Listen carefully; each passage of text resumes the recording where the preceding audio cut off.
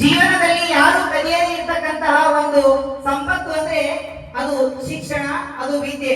ನಾವೊಂದು ಬಿಲ್ಡಿಂಗ್ ಕಟ್ಟುವುದಾಗಿರ್ಬೋದು ಅಥವಾ ಸಂಪತ್ತನ್ನ ಗಳಿಸುವುದಾಗಿರ್ಬೋದು ಮಾಡಿದ್ರೆ ಯಾರೋ ಬಂದು ಕಸ್ಕೊಂಡು ಹೋಗ್ಬೋದು.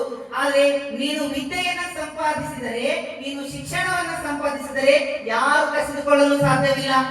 ಹಾಗಾಗಿ ಶಿಕ್ಷಕರು ಸಮಾನತೆಯ ಹರಿಕಾರರು ಎಂದು ಹೇಳಿದರೂ ತಪ್ಪಾಗಲಾರದು.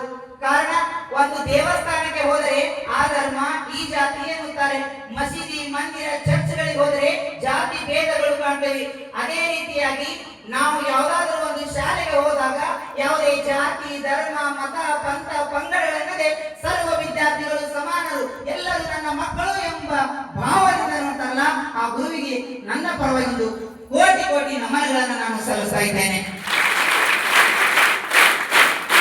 ಅದೇ ರೀತಿಯಾಗಿ ತಾಯಿ ಉಸಿರು ಕೊಡ್ತಾಳೆ, ತಂದೆ ಹೆಸರು ಕೊಡ್ತಾನೆ. ಇದು ತಮಗೆಲ್ಲರಿಗೂ ತಿಳಿದ ವಿಷಯ. ತಾಯಿ ಉಸಿರು ಕೊಟ್ಟೆ, ತಂದೆ ಹೆಸರು ಕೊಡ್ತಾನೆ. ಆ ಹೆಸರನ್ನ ಸಾಯುವವರೆಗೆ ಉಳಿಸಿಕೊಂಡು ಹೋಗುವ ವಿದ್ಯೆ ಕೊಡುವವನೇ ಶಿಕ್ಷಕ ಅಂತಕ್ಕಂಥದ್ದು. ಹಾಗೆ ಶಿಕ್ಷಕರು ಹೇಗಿರ್ತಾರಪ್ಪ ಅಂತಂದ್ರ ರಸ ತುಂಬಿದ ಕಪ್ಪಿದ್ದಂಗ. ಒಂದೇ ಮಾತನ್ನ ಹೇಳ್ಬೇಕಂದ್ರ ಜೇನಿದ್ದಾಗ ನಾವೆಲ್ಲ ಮಕ್ಕಳು ಹುಳಗಳಿದ್ದಂಗ ಆ ಜೇನಿಗೆ ಹೊತ್ಕೋಬೇಕು. ಶಿಕ್ಷಕರನ್ನ ಕಪ್ಪನ್ನ ಯಾವ ರೀತಿ ನಾವು ಮಷಿನಲ್ಲಿ ಹಾಕಿ ಹಿಂಡಿದಾಗ ರಸ ಬರ್ತಲ್ಲ, ಆ ರೀತಿ ನೀವು ಅವರನ್ನ ಪದೇ ಪದೇ ಪ್ರಶ್ನೆಗಳನ್ನ ಕೇಳುವುದರ ಮುಖಾಂತರ ಅವರಲ್ಲಿರುವ ಜ್ಞಾನವಿರ್ತಕ್ಕಂಥ ರಸವನ್ನ ಹಿಂಡಿ ತೆಗೆದಾಗ ಮಾತ್ರ ನಿಮ್ಮ ಭಾವಿ ಭವಿಷ್ಯತ್ತಿನಲ್ಲ ಅದನ್ನ ಬಳಸ್ಕೊಳ್ಳಕ್ಕೆ ಸಾಧ್ಯವಾಗ್ತದೆ ಅಂತಕ್ಕಂಥ ಮಾತನ್ನ ಹೇಳಕ್ ಇಷ್ಟಪಡ್ತೀನಿ. ಅದೇ ರೀತಿಯಾಗಿ ಶಿಕ್ಷಕರ ಬಳಿ ಒಂದು ಏನಿರಬಾರ್ದು ಅಪ್ಪ ಅಂತ ಕೇಳಿದ್ರೆ, ಕಾಮ, ಕ್ರೋಧ, ಲೋಭ, ಮದ, ಮತ್ಸರ, ಮೋಹಗಳನ್ನ ಒಳಗೊಂಡಿರ್ತಕ್ಕಂಥ ಒಬ್ಬ ಶಿಕ್ಷಕ ಏನಾದರೂ ಇದ್ರೆ ಇಡೀ ಸಮಾಜವೇ ಹಾಳಾಗುತ್ತದೆ ಎಂಬ ಮಾತು ಶಿಕ್ಷಕನಾದವನು ತಿಳ್ಕೊಳ್ಬೇಕು.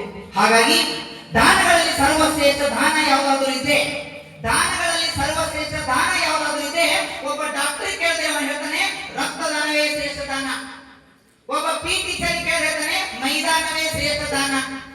ಅದೇ ರೀತಿಯಾಗಿ ಒಬ್ಬ ಸಾಮಾನ್ಯ ಪ್ರಜೆಗೆ ಕೇಳಿದ್ರೆ ಹೇಳ್ತಾನೆ ಅನ್ನದಾನವೇ ಶ್ರೇಷ್ಠ ದಾನ. ಆದ್ರೆ ಒಬ್ಬ ಶಿಕ್ಷಕ ಕೇಳಿ ವಿದ್ಯಾದಾನವೇ ಶ್ರೇಷ್ಠ ದಾನ. ಕಾರಣ, ನೀನು ಒಳ್ಳೆಯ ವಿದ್ಯಾದಾನ ಮಾಡಿದರೆ ಎಲ್ಲಾ ದಾನಗಳು ತಾನಾಗೇ ಮುಂದೆ ಬರ್ತಕ್ಕಂಥ ದಿನಮಾನಗಳಲ್ಲಿ ಎಲ್ಲಾ ದಾನಗಳು ವಿದ್ಯೆಯಿಂದಲೇ ಸಾಧ್ಯ ಅಂತಕ್ಕಂಥ ಮಾತು.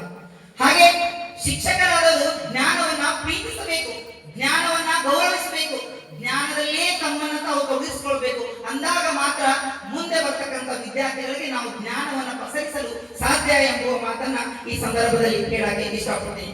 ಹಾಗಾಗಿ ಶಿಕ್ಷಕರ ನಡವಳಿಕೆ ಹೇಗಿರಬೇಕು ಅಂತ ಕೇಳಿದಾಗ, ಶಿಕ್ಷಕರ ನಡವಳಿಕೆ ಪೂರ್ವಜರ ಶಿಕ್ಷಕರು ಇಂತಹ ಸರ್ವಪಲ್ಲಿ ರಾಧಾಕೃಷ್ಣರವರು ನಾವು ನೆನೆಸ್ತೀವಿ ಅಂದ್ರೆ ಆ ಮಹಾನ್ ಭಾವ ಎಂತ ಶಿಕ್ಷಕನಾಗಿರ್ಬೋದು, ಎಂತ ತತ್ವಜ್ಞಾನಿ ಆಗಿರ್ಬೋದು, ಎಷ್ಟು ಜ್ಞಾನವನ್ನ ಆಳವಾಗಿ ಅವನು ಹೊಂದಿರಬಹುದು ಅಂತ ಕೇಳಿದಾಗ ಶಿಕ್ಷಕರ ನಡವಳಿಕೆ, ನಡೆ, ನುಡಿ, ಆಚಾರ, ತಮ್ಮ ಬಾಡಿ ಲ್ಯಾಂಗ್ವೇಜ್ ಹಾಗೆ ಸೂಕ್ಷ್ಮಾತಿ ಸೂಕ್ಷ್ಮಗಳು ಮುದ್ದು ವಿದ್ಯಾರ್ಥಿಗಳು ಗಮನಿಸುತ್ತಾರೆ. ವೇದಿಕೆ ಮೇಲೆ ಅಥವಾ ತರಗತಿಯ ಕ್ಲಾಸ್ ನಲ್ಲಿ ನಾವು ನಿಂತು ಮಾತನಾಡುವಾಗ ನಮ್ಮ ಸೂಕ್ಷ್ಮಾತಿ ಸೂಕ್ಷ್ಮ ವಿಷಯಗಳನ್ನ ವಿದ್ಯಾರ್ಥಿಗಳು ಗಮನಿಸುತ್ತಿರುವ ಒಂದು ದೃಷ್ಟಿಕೋನದಿಂದ ಶಿಕ್ಷಕರಾದವರಿಗೆ ಮೈಯೆಲ್ಲ ಕಣ್ಣಿರಬೇಕು.